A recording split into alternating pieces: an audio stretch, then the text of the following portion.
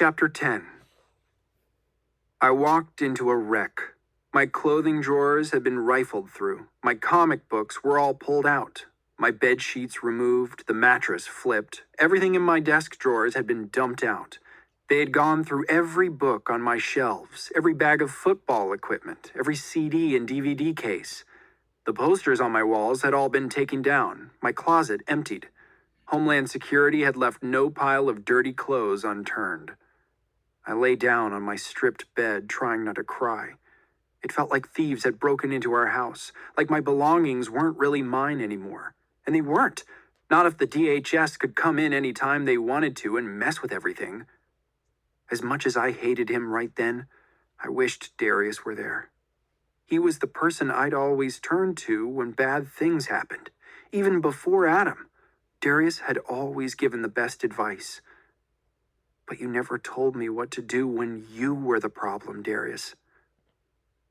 I rapped on the wall between my room and Darius's room with my knuckle, using the old signals we'd used as kids to communicate with each other when we were supposed to be asleep. A certain series of knocks from Darius meant Mom and Dad were watching TV, so it was safe for me to come to his room. I'd sneak over and Darius would invent stories for me, using his G.I. Joe action figures as stand-ins for Rustam and Siavash, heroes from Persian mythology. "Come over," I tapped. "Come over. Come back, Darius. I need you." I knew, of course, that my brother wasn't going to answer. I got up and went next door to his room. Homeland Security had gone through it, too, of course. It didn't look as bad. Darius had moved out when he graduated from West Point, so there wasn't as much to mess up. Still, I put all his school trophies and medals and pictures back in place, rearranged all his model tanks and airplanes the way he liked them. And then I found the code. It was buried under some of the things they'd dumped out of his desk, a piece of loose-leaf notebook paper with Darius's 13-year-old scrawl on it, mounted on a faded sheet of blue construction paper. "The Code of Honor," it said at the top, and underneath were written the 7 rules we thought all heroes should live by. 1. Be the strongest of the strong. 2. Be the bravest of the brave. 3. Help the helpless. 4. Always tell the truth. 5. Be loyal. 6. Never give up. 7. Kill all monsters. We were big on killing monsters. Darius and I had solemnly signed the bottom of the paper in our grade school cursive. If we could have signed it in blood, we would have. I read the code again. It was just kid stuff, but Darius and I had played by that code for so long that we knew it by heart. We lived it, believed in it so much that it had become part of us. Like those people who grow up and list Jedi on census forms where it asks what religion they are. Our code of honor had been a kind of faith. I knew Darius would rather die than break it. This was Darius, here on this piece of paper in these neat and orderly shelves, not the shabby, disheveled nutcase ranting on TV. A wave of guilt pushed me down into the chair at Darius's desk. I'd let myself hate Darius, I realized, because deep down, despite all my protests, a small, dark part of me had believed he really was a traitor. I felt sick to my stomach. How could I have ever thought the Darius I knew, the Darius I grew up with, could be that person? I remembered being 5 years old. Darius was 13. We were on the trails outside the horse ranch where Mom worked, in the shadow of Superstition Mountain.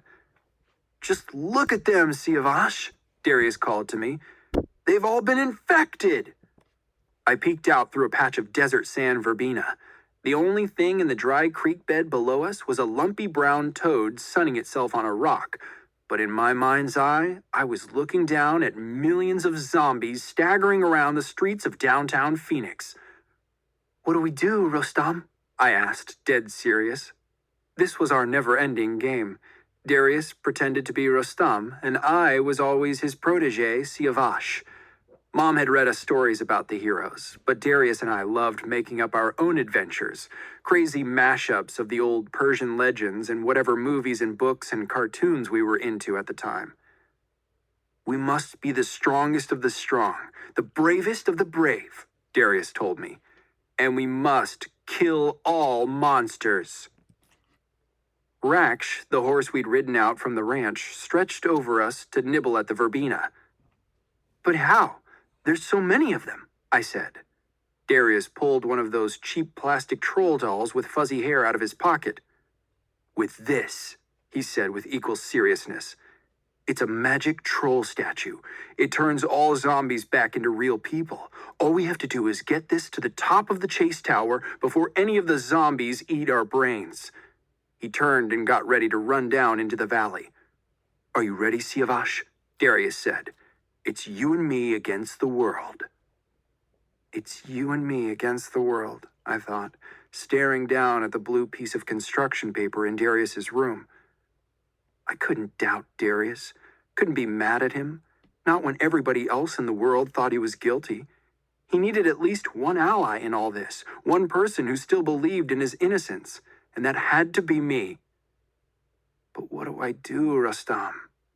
The answers were staring me in the face. Be strong, be brave, be loyal. Never give up. I knew then exactly what I was going to do. I was going to clear Darius's name.